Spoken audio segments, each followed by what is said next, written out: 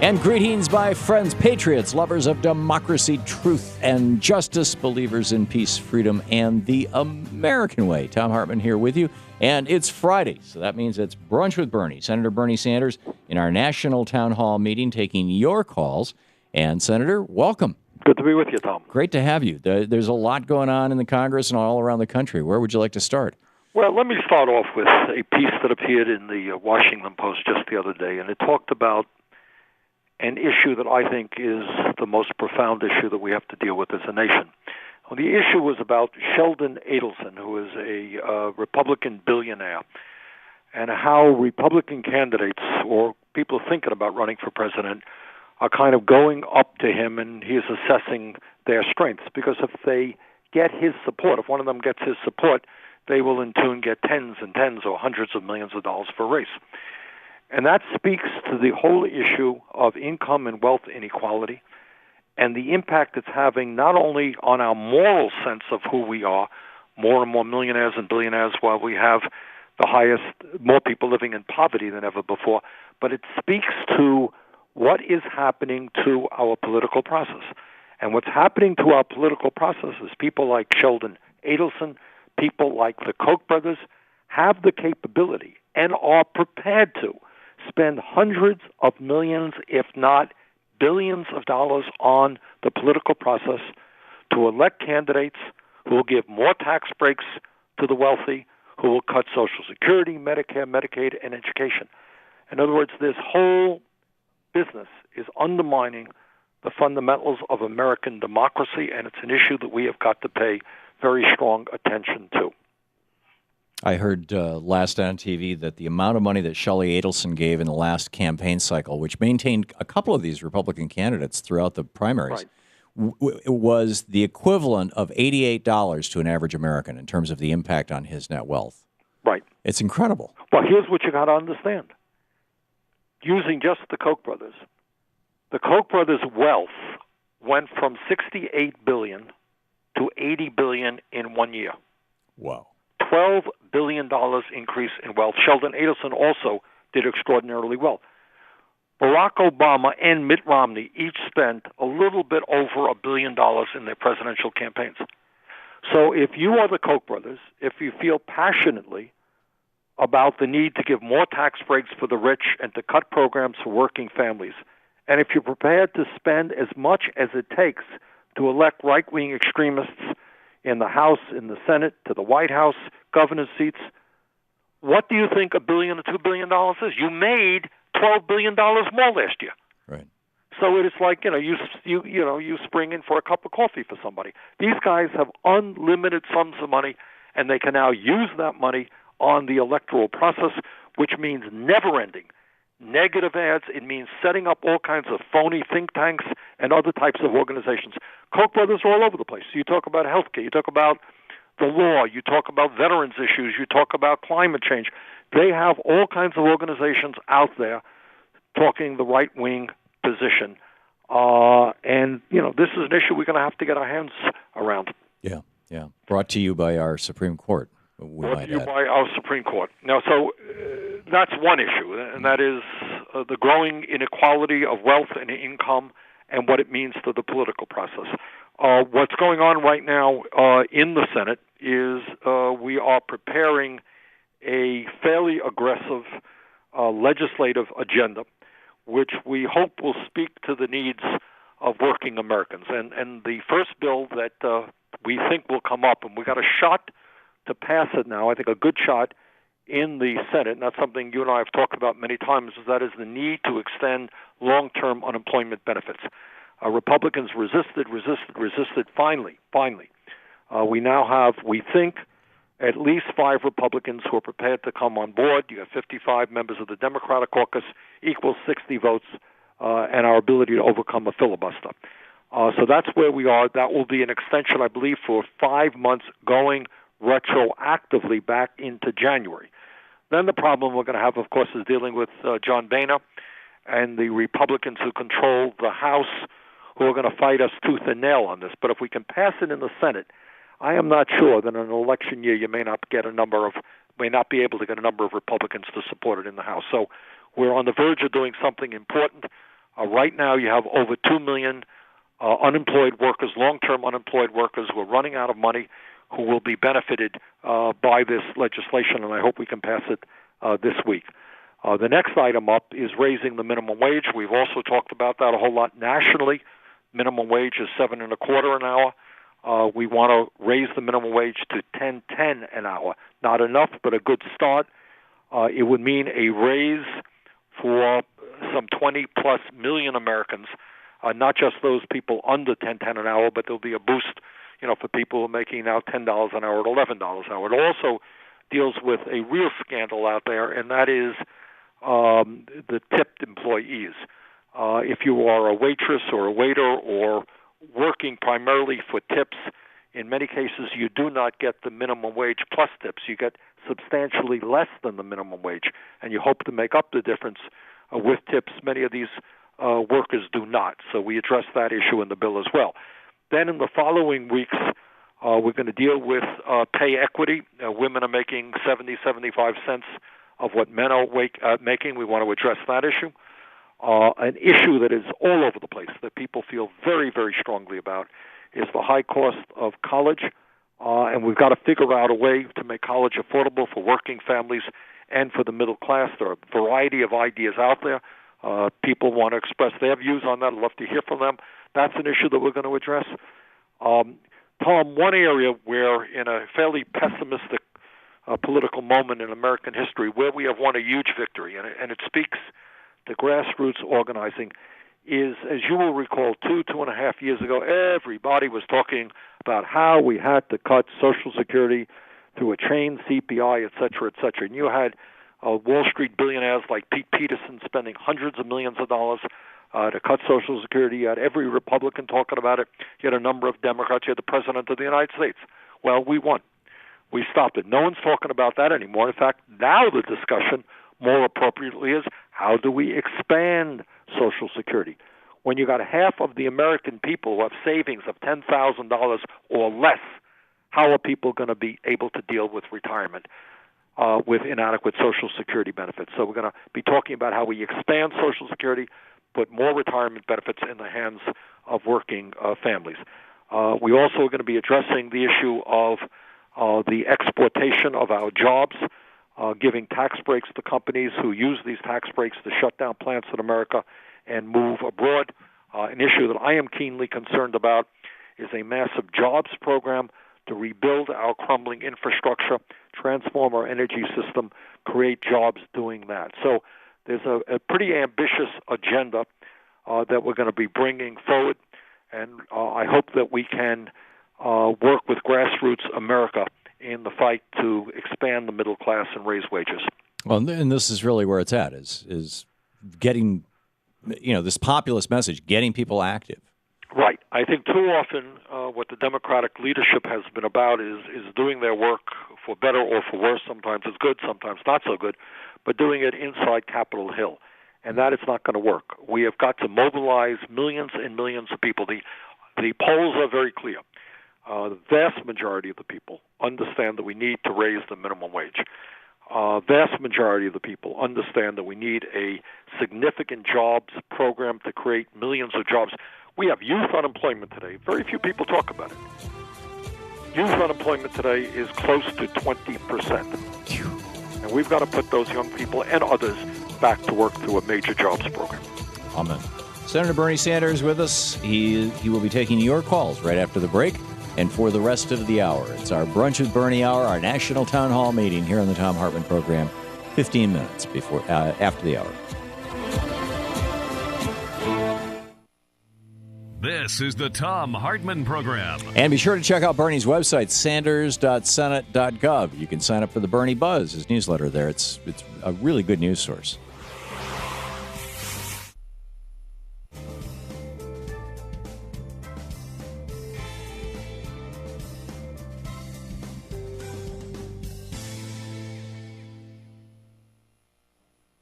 And welcome back. In Yucca Valley, California, watching Free Speech TV, it's the Kiss Kid. Really? Hello? Yeah, Tom. My name's Archie. I just changed to an acronym. Keep it simple, stupid. I always told myself I was brought up with that. You're on the air Anyhow, with Senator Bernie, Sanders. We've spoke many times. I think we need to update the corporate charter rules. You know, they got to clean up their waste. Got to close up these loopholes. The Clean Air Water Act,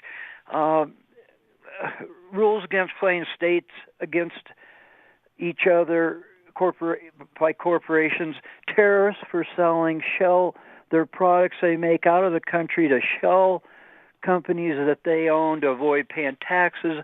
They're doing harm, and I thought that was the essence of corporate charter. I hope I did that in a minute, guys. Have a great day. Well, thank you very much, Archie. I think if we're talking about what needs to happen in America, we need to mount a major offensive against the greed and recklessness and often illegal behavior, not just of Wall Street, but of corporate America as well.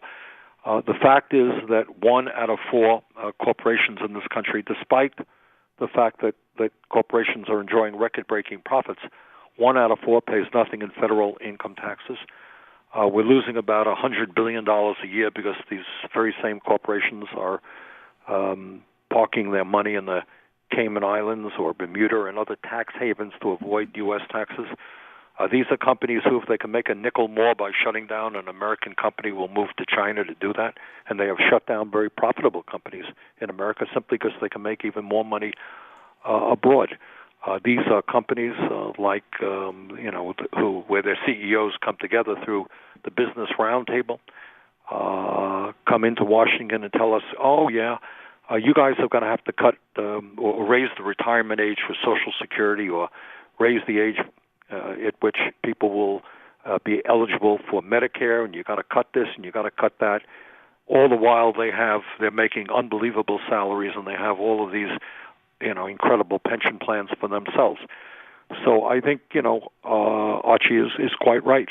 We need to make it clear to corporate America that they cannot continue with their greedy ways. They've got to help us create jobs in this country, and when necessary, I think we've got to really do some antitrust work. We certainly have to break up the very large Wall Street financial institutions, which today have just incredible power. The last president to do that was Jimmy Carter. I think he finished the job with AT&T. Do you have any hope that any president in the future will start enforcing the Sherman Act again? It needs to be done. Paul Krugman had a piece in the New York Times quoting Teddy Roosevelt, right, as one of the great trust busters and a guy who ranted and worked against income and wealth inequality, and in fact passed the estate tax back in his day because he was concerned about the concentration of wealth in America. But those were the days when the Republican Party actually had people who were concerned about ordinary Americans. Yeah, both Roosevelt and Taft, who followed him, That's right. Busted up companies and raised taxes. Senator Bernie Sanders with us. It's our Brunch with Bernie hour. We'll be back with more of your questions for Senator Sanders right after this.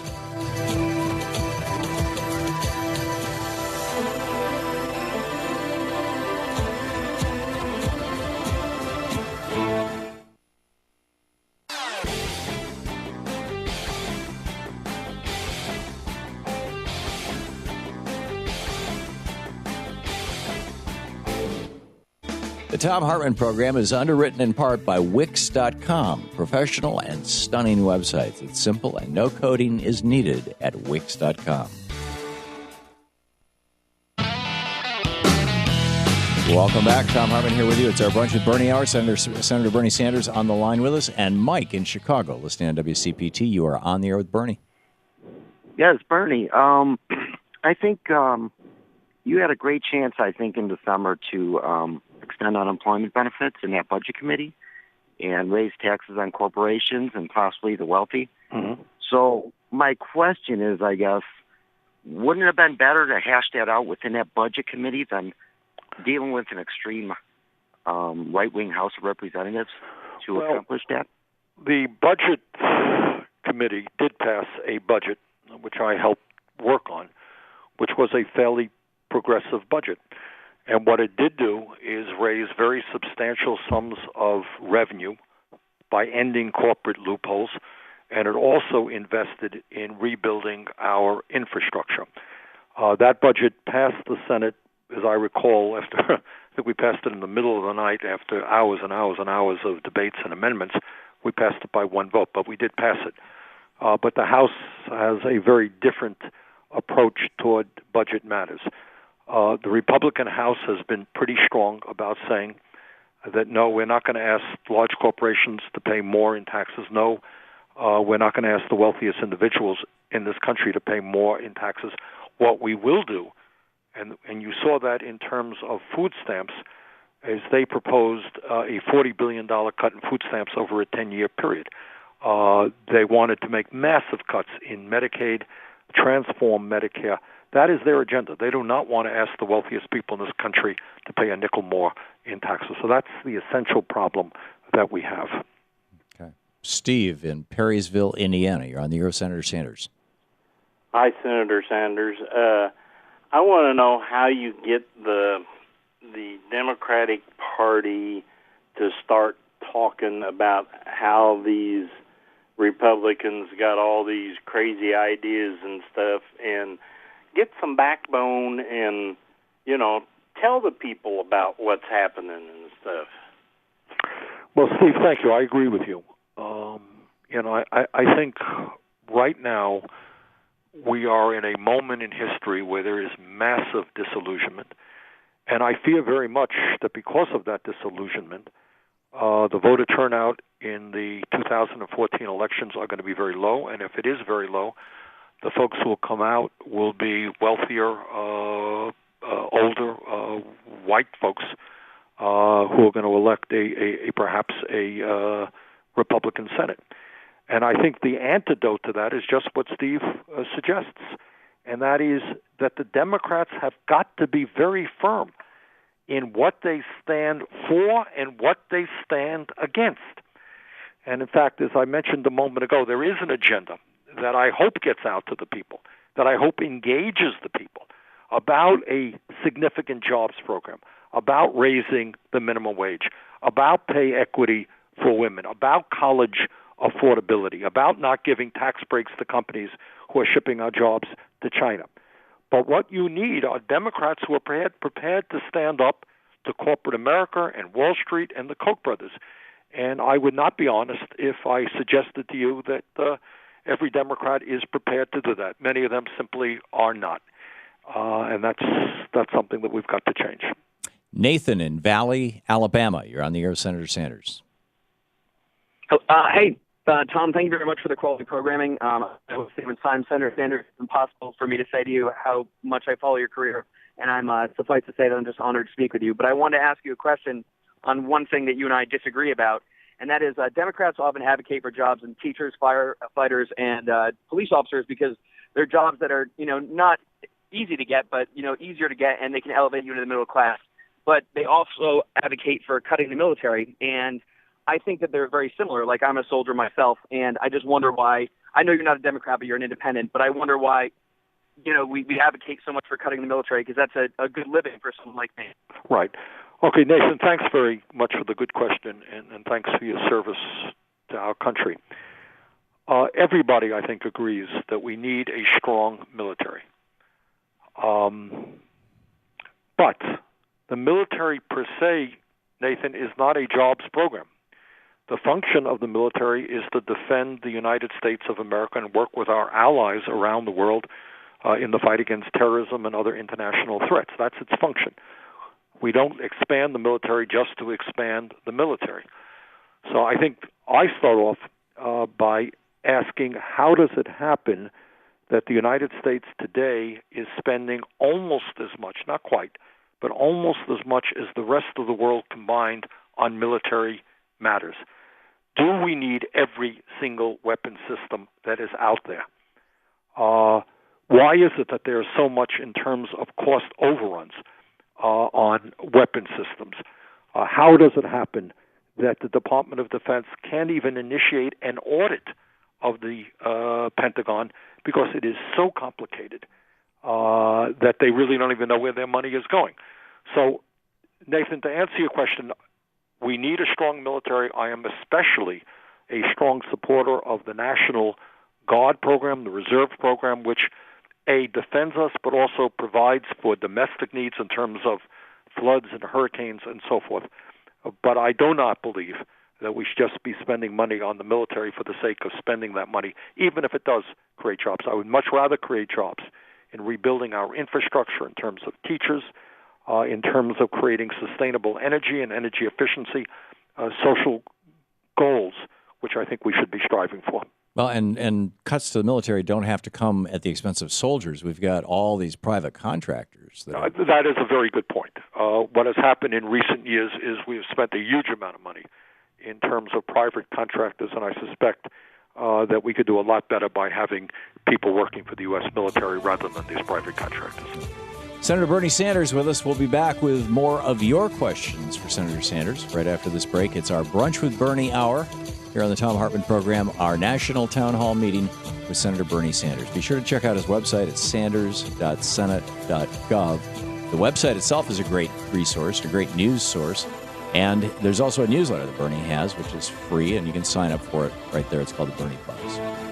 You're listening to the Thom Hartmann Program. Call 866-987-THOM. And we'll be back right after the news with more of your questions for Senator Sanders.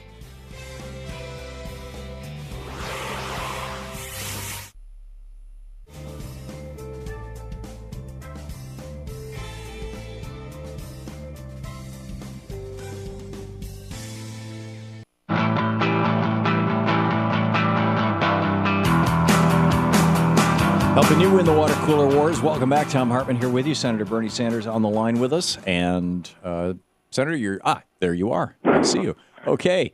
Bruce in Trenton, Florida. You're on the air with Senator Sanders. Hey, Bernie. Hey, Bruce. Hey. I want to talk to you a bit, and hi, Tom, too. I want to talk to you guys a bit about an import tariff tax and how we could use that money to fuel a legislature that would have earlier retirement so we can fill these jobs with some hungry young people. And are you talking about a tariff?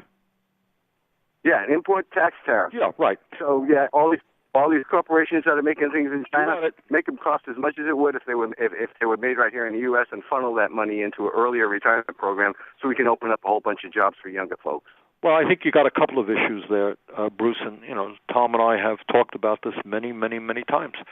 And here is, in my view, the bottom line. The bottom line is that the trade agreements that the United States has established in the last 20, 25 years have failed. And by that I mean NAFTA and CAFTA and permanent normal trade relations with China and other trade agreements. All of those trade agreements were pushed by corporate America with the goal of being able to shut down in this country. And in the last 13 or 14 years, we have lost over 50,000 factories in this country and millions of decent-paying jobs. Not all attributable to trade, but a whole lot that are attributable to trade.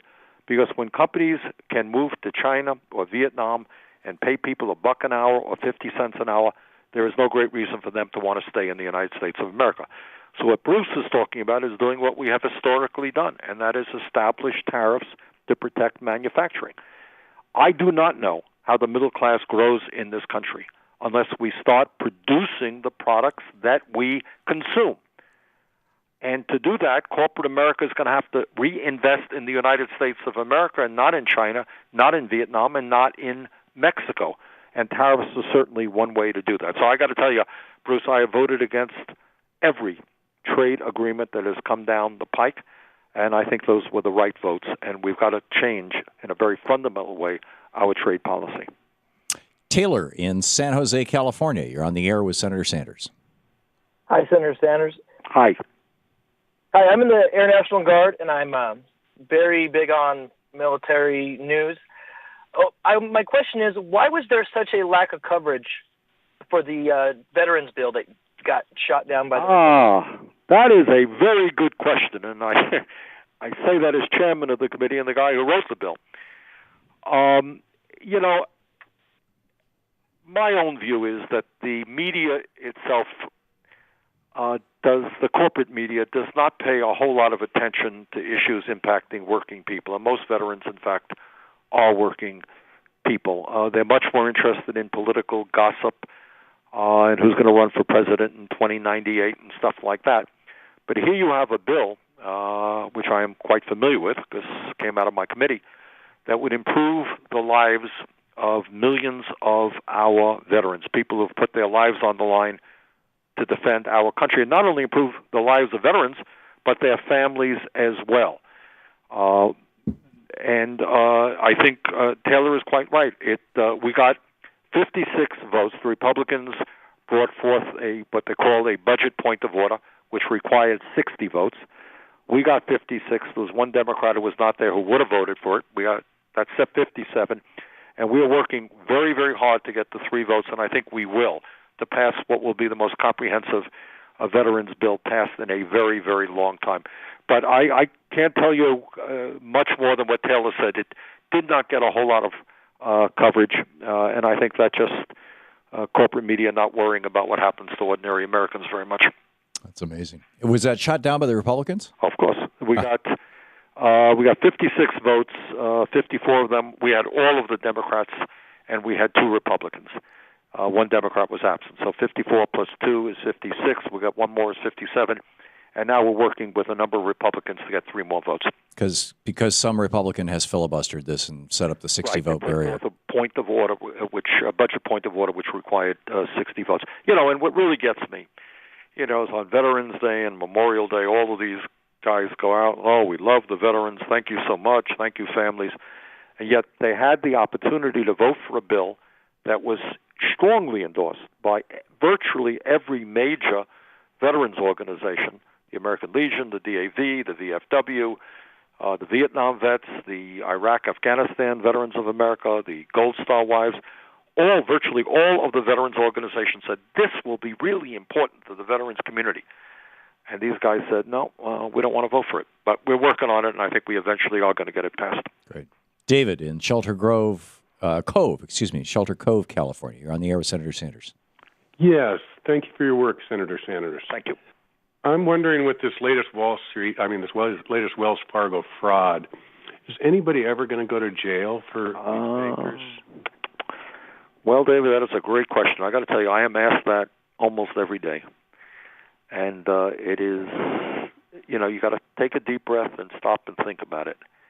Here you have these guys in, virtually every one of the major financial institutions in this country who are complicit in illegal behavior, which resulted in the terrible recession that we're trying to fight our way out of right now, resulted in millions of people losing their jobs, their homes, their life savings.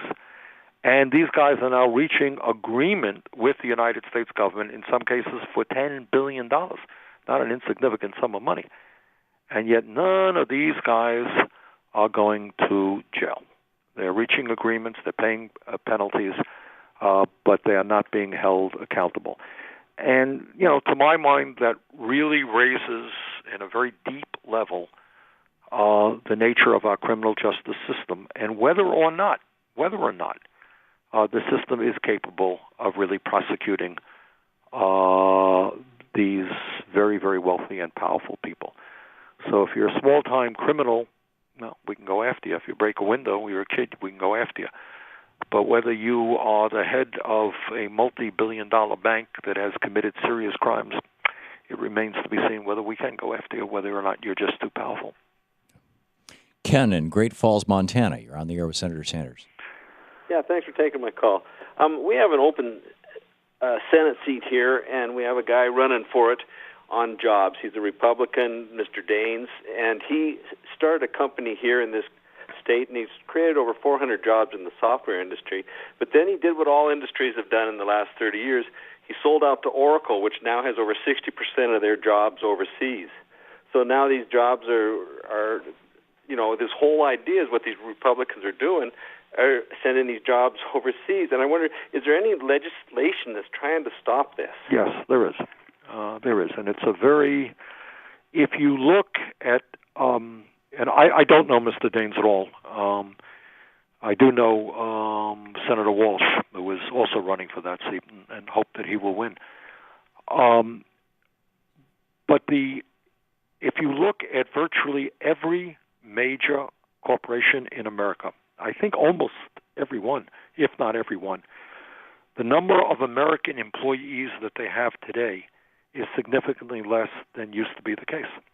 And the reason for that, whether it's General Electric or IBM or any of these companies, is they have transferred a great deal of their work to other countries.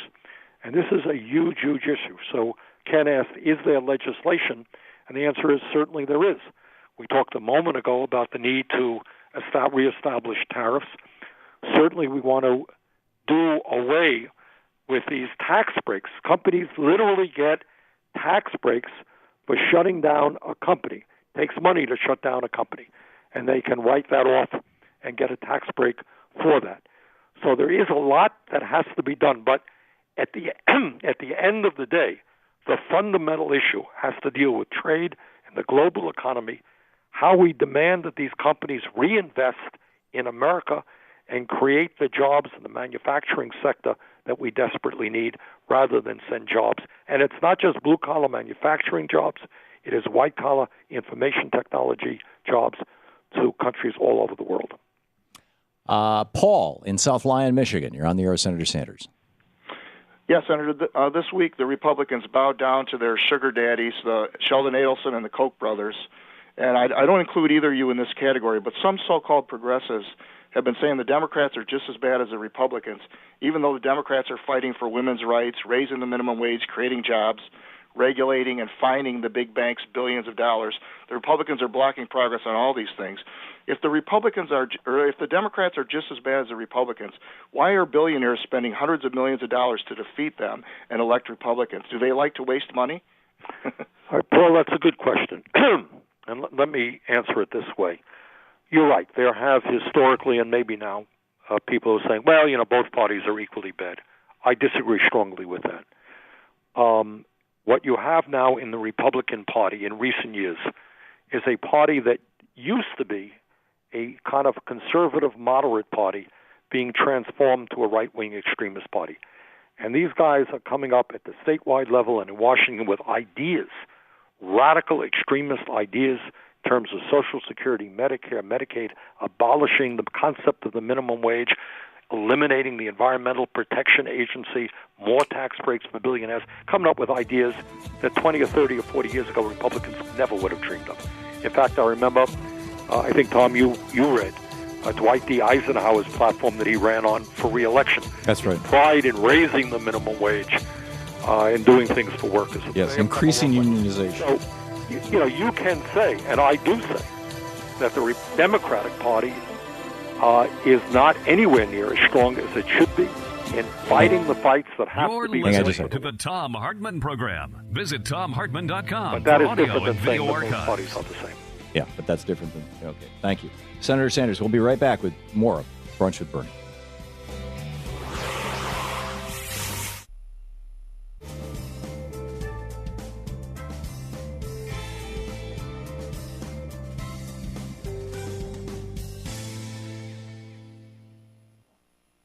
And welcome back. Let's see here. Ed in Erie, Pennsylvania, watching Free Speech TV on the DirecTV satellite. You're on the air with Senator Sanders. Thanks for taking my call, Tom. Senator Sanders, we've got Citizens United and ALEC out there, but we also have a bunch of career criminals. So what we need is grand juries to take these people, all their information, how much they give in campaign contributions, how much they pay in taxes, fines, et cetera, and so forth. They're adjusted fines when they appeal it. And then we need to apply the RICO Act to these people so they can't get out of paying those taxes just because they broke the law. Well, Ed, I wish I thought it was that simple. It's not. What really goes on is these guys help make the laws, and then they take advantage of the laws that they make. So if you look at, Citizens United was a decision rendered by the United States Supreme Court as a 5-4 decision. To my mind, it is probably the worst decision made by the Supreme Court in a very, very long time. And that the result of that is that the very foundations of American democracy, one person, one vote, are being undermined by the huge flood of money coming into the political process from the Koch brothers, Sheldon Adelson, and other billionaires. It's a total disaster. Is it legal? Yeah, well, it is legal. What we have to do now, we're looking at IRS law to make sure that they are not taking advantage and of the law. But basically, Citizens United became the law of the land. In terms of tax breaks, well, hey, you can stash your money so long as we don't have legislation to prevent it, and we have introduced legislation to prevent it. You can stash your billions of dollars in profits and put it in the Cayman Islands and Bermuda and not pay taxes on it. You got 1 out of 4 corporations in America not paying any federal income taxes. So what we need to do, is change the law. We need to overturn Citizens United. We need to have public funding of elections. We need to do away with these incredible tax loopholes so that we bring more revenue into the government, so that we can create the kinds of jobs that we need, make sure that the most vulnerable people in this country have the kind of resources that they need, end the disgrace of the United States having the highest rate of childhood poverty of any major country on earth. And what really bothers me is we are looking now at a nation in which we're seeing more and more millionaires and billionaires at exactly the same moment that the middle class disappears and more people fall into poverty. And that is not the kind of country that we want. It is not the kind of country that we need. And we've got to fight back against those people who are moving us in that direction. Bernie, we just have 30 seconds. You want to add what people can do to make that happen? Look, these are serious times, and we need some serious activity. People cannot sit on the sideline. You have got to be involved in our democracy. You've got to work with those candidates who are prepared to stand up for working families. You've got to work with your friends and your relatives and raise the issues and help organize and educate. These are dangerous times in America.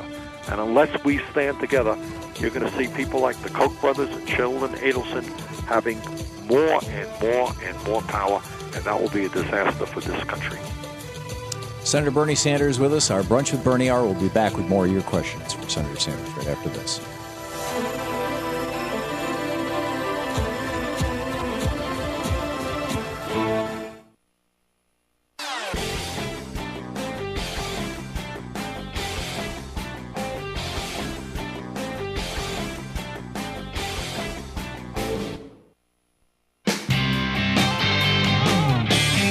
Welcome back. Thom Hartmann here with you. It's our Brunch with Bernie hour. Senator Bernie Sanders in our national town hall meeting taking your questions. And Tony in New Lenox, Illinois, watching Free Speech TV on Roku.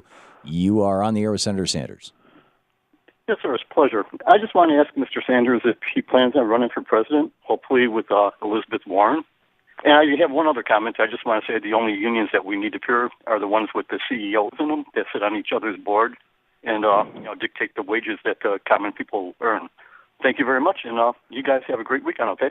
Thank you, Thanks very much, Tony. What I have said, and let me just repeat it now, is I really do not wake up with a burning desire to become president of the United States.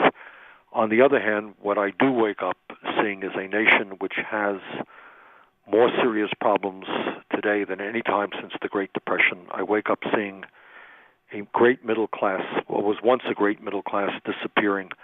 And we need people, and I'm not suggesting I'm the only one who can do it, but we do need people to stand up for the working class of this country. The need to create jobs, the need to deal with this income and wealth inequality, the need to fight for health care for all people, the need to address the crisis of climate change and education and so forth. So, I'm giving thought to it. It's very early in the process, Tony. We got a 2014 election, but I am giving some thought to it. Howard in Hollywood, Florida. You're on the air with Senator Sanders. Hi, I'd just like to ask, where is Howard, Darrell, Issa, Carl Rove, Frank Luntz, Grover Norquist? And I'm very, very disappointed that Al Franken is not one of our voices. I thought he'd be a big one. We don't have any spokespersons that are really out front. I think you're talking to one right now, Howard, with Senator Sanders. Oh, no question about it. But I'm asking where are the equivalents of who get all the stage? Well, Howard, I think the last part of your comments are maybe the most important, who get all the stage, and then you got to talk about who owns the stage. Let me just give you an example of this. Right now, in my view, the trade union movement has stronger leadership and better leadership than I have ever seen in my lifetime. Rich Trumka is head of the AFL-CIO. You have people like Leo Gerard, head of the Steelworkers. You have Larry Cohn, head of the CWA. You have a bunch of great union leaders. You know what? You haven't seen them on Meet the Press too often. You haven't seen them on Face the Nation. You haven't seen them on the network news. I have done press conferences on a number of occasions with Rich Trumka, who's head of the AFL-CIO, represents millions and millions and millions of workers, virtually no media there at all. So to answer Howard's question, it's not that there are not, certainly we need more. I won't argue that. Strong progressive voices. We certainly do need more. But those voices do not get the theater, the stage that the right wing does. I can go on and on about that, but that is an important reality. Yeah, they have a slogan, if it's Sunday, it's Meet the Press. My slogan is, if it's Sunday, it's Republicans on TV. Janice in Englewood, Colorado. You're on the air with Senator Sanders. Thanks for listening to AM 760. Hello, both of you, and thank you both for all you do. My question is regarding an older relative who every year does their taxes and ends up owing money back to the government, and they want to know why their money doesn't go back into Social Security, why it goes into the general fund. Well, we pay into the Social Security Trust Fund through the FICA tax, which is 6.2% from the employee and 6.2% from the employer. General taxes does not go into the Social Security Trust Fund. That's just FICA taxes that do that. Okay. Jesse in Miami, Florida. You're on the air with Senator Sanders. Hello, Mr. Sanders. Yes. Hey, I have an idea you couldn't lose if you ran for president. Well, it ain't my idea, but something to pass on to you. Hey, you talk about getting people motivated by the vote. The only other thing to motivate them is with the dollar. Everybody have a dollar. If you tell everybody to put the dollar in a public bank, a.k.a. like a Federal Reserve, people will get motivated, say, okay, you put your money in this bank, you vote for me, I'll make sure you can pay for your house mortgage in 10 years instead of 30. Are you talking about state banks like North Dakota has, Jesse? Something like that, okay. But Senator? I think it's a great idea. I'm a strong advocate of state banks. It's funny that what is now a conservative state in North Dakota has the only state bank in the country, started, I think, in the 1920s in the progressive movement. It has worked very well for them, and there's a lot of discussion in Vermont about that. So the issue here is whether you use your state resources, the taxes collected by state government, putting that money into a state bank, reinvesting that money in your own communities to generate wealth, rather than giving that money over to some Wall Street bank who will do something else with that money. So I think Jesse has a good point, and that is something that I think we should move forward on. Great. We have just a few seconds more than a minute left here in the hour, Senator. Your thoughts for the coming week? Well, let me first of all give an advertisement for myself. We have, as Tom mentioned, a great website, sanders.senate.gov. We also have now something like 400,000 people on Facebook, and I would urge listeners to get on our Facebook page. We are active every single day. We're disseminating a whole lot of good information.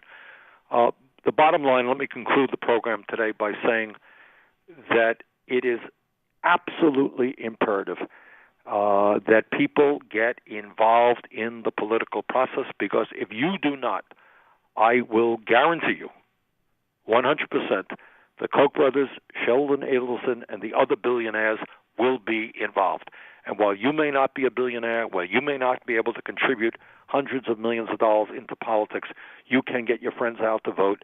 You can demand and hold accountable your elected officials. So we have got to step up to the plate here and get as many people involved in the electoral process as we possibly can. That's a giant tag, you're it. It is. Senator Sanders, thanks so much for that. Okay. Well, thank you very much, Tom. Great talking.